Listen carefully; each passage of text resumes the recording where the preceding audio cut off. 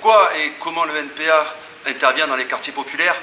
Alors pourquoi? D'abord parce qu'ils sont depuis des années la cible principale de tous les politiques, et encore plus depuis que Sarkozy est président, qui en a fait un ennemi intérieur pour faire oublier la crise à tous les autres, qui surfent sur les idées du Front National. Comment le NPA entend avec ses petits bras, et c'est ce qu'on fait depuis quelques années maintenant,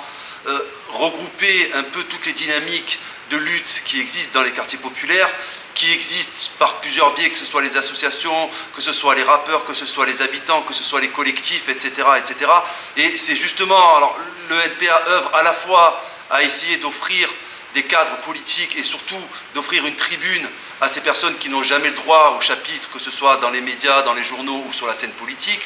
et aussi de regrouper un peu tous ces mouvements disparates qui, depuis trop d'années, ont été cassés par les politiques clientélistes des élus de droite comme de gauche, et qui finalement se retrouvent chacun à batailler dans un coin, l'un pour du logement, l'autre pour des emplois. Le but du NPA, c'est justement de créer un mouvement uniforme et un mouvement soudé qui, en plus, arrive à acquérir, ce qui est en train d'être le cas, une vraie maturité politique, et qui puisse, à un moment donné, pouvoir notamment cracher à la gueule de ces élus qui nous rabâchent de l'identité nationale, alors que la France, depuis des années, a discriminé, ghettoisé toutes les populations issues de la colonisation, qui continuent à coloniser, comme par exemple aux Comores, qui continuent à